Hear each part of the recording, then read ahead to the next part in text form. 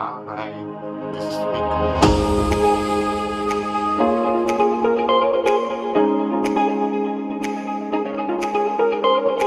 And welcome to my channel.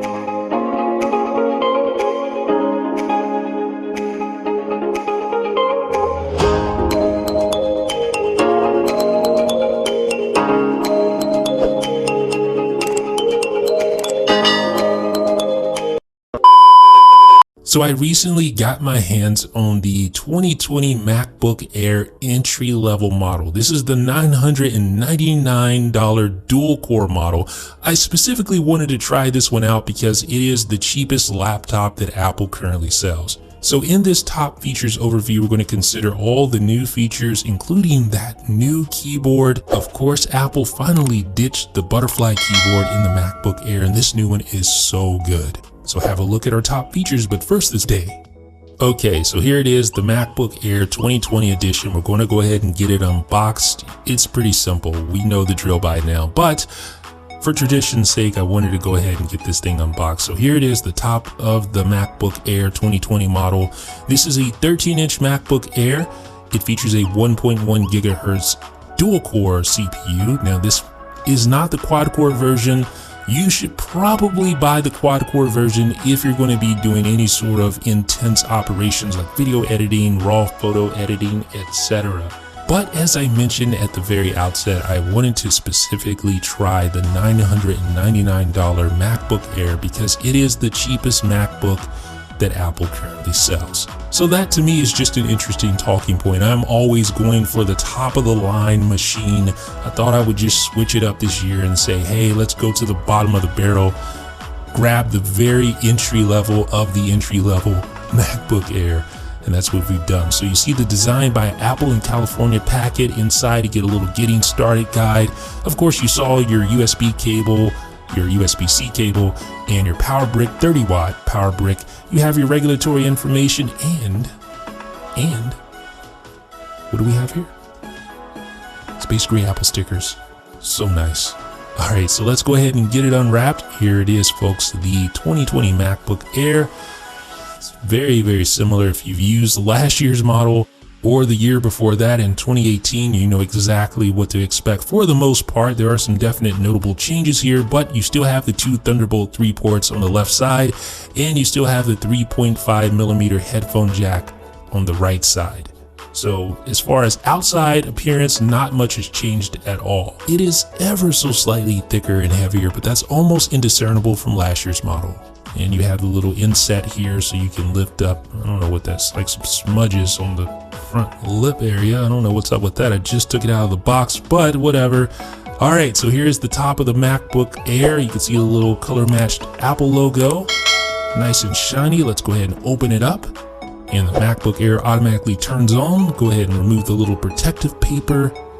And there we go. Now we're ready to get it all set up. So let's get started talking about the top features for the 2020 MacBook Air.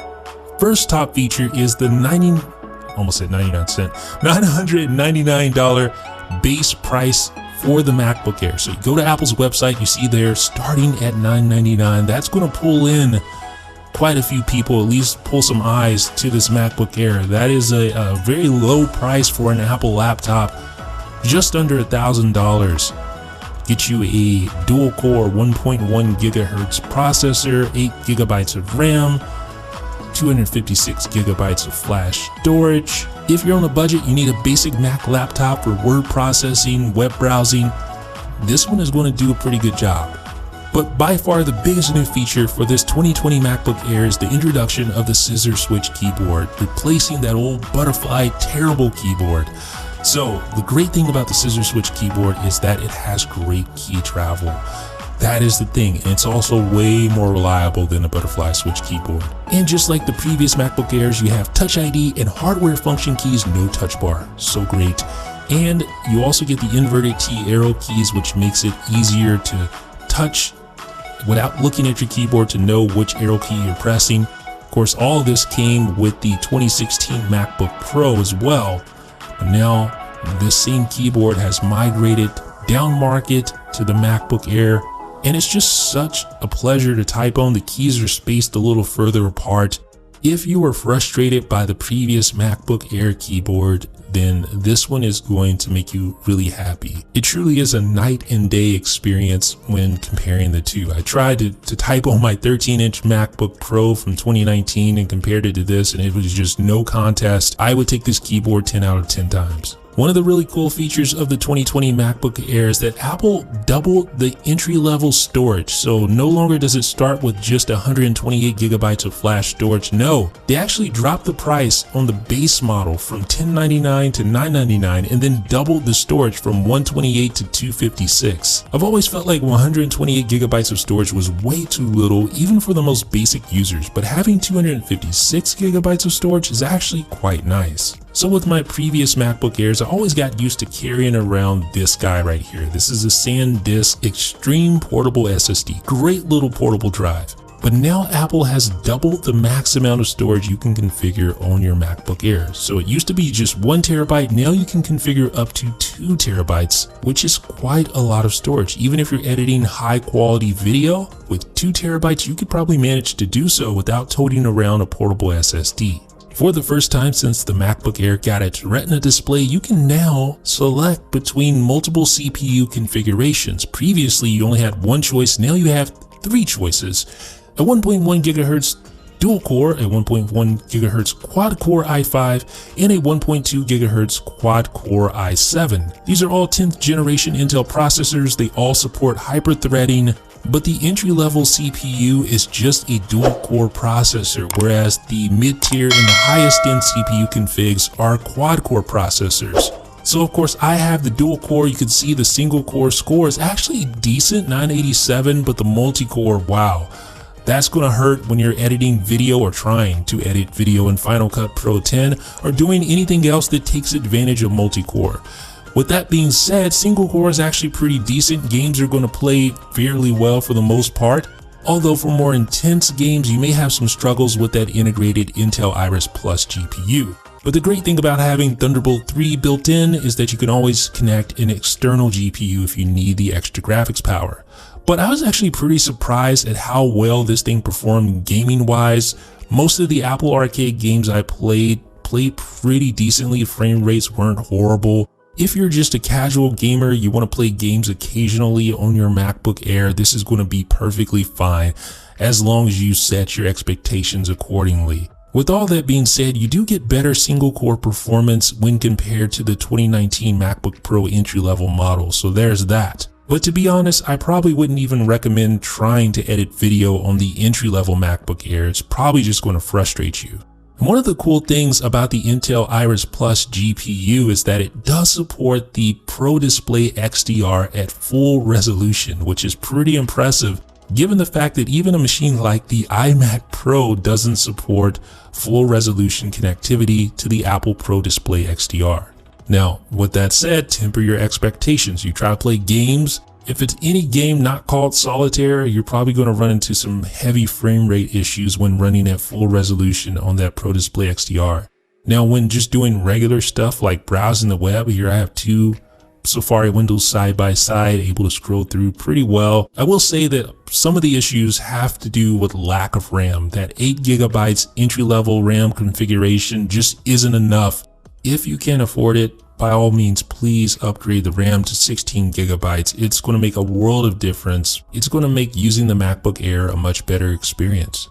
Now that being said, Apple is using faster, more power-friendly memory in the MacBook Air 2020 edition. They're using 3733 megahertz low-power DDR4X memory. So not only is the memory faster than the previous edition MacBook Air, and when you consider that memory can have a huge effect on battery life of a laptop, it makes sense that Apple will look for every advantage it can when it comes to memory and using the most power-friendly memory that they can. And even with that, this MacBook Air actually gets 1 hour less battery life than its predecessor. This one's rated at 11 hours of wireless web browsing, while the previous model was at 12 hours.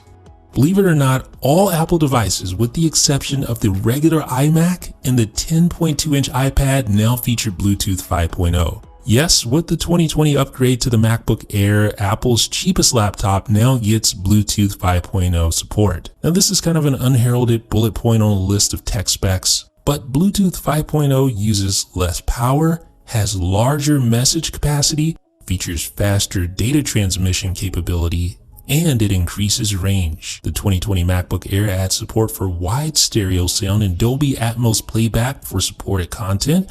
And in addition to the wider stereo soundstage, the 3-mic array now includes directional beamforming, which was first featured on the 16-inch MacBook Pro for improved microphone performance. Now obviously physics and all that, the speakers aren't going to blow you away, the bass isn't going to knock your socks off, but I actually was pretty impressed with the sound quality of the MacBook Air considering how small the speakers are, especially when playing games. I was kind of surprised to find that the sound effects and the soundtrack of the games I played were quite engrossing coming from those small little speakers on each side of the MacBook Air's new and improved keyboard. So, the MacBook Air 2020 entry-level edition with the dual-core CPU. No, this is not the machine you want to purchase if you plan on editing video, editing raw photos, things like that. But if you're just doing basic stuff, you're writing, you're browsing the web, and if push comes to shove, yes, you can edit videos technically on this machine, but I definitely don't recommend it. If you want to do that, get at least the quad-core model with 16 gigabytes of RAM. You're going to be a lot more happier that way, just trust me on that one. Now, if you are just that quote-unquote basic user, you actually may want to consider an iPad now that there's built-in mouse and keyboard support. But for those of you who absolutely know that you want a Mac and not an iPad, as long as you have the proper expectations, the 2020 MacBook Air and all of its various flavors could be a great machine for you.